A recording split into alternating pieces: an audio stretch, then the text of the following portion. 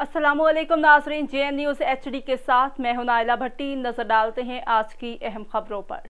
मिट्टी Tharparkar bureau chief Subhash Kotak, divisional bureau chief नुमाइंदगान सिंध कोल्ही बरादरी के बासर खातून रोतू कोल्ही के अहल खाना ने सूबाई कौंसलर वीरजी कोल्ही के चर्च में गरीब मेहनत कशों के घरों पर धावा बोल दिया।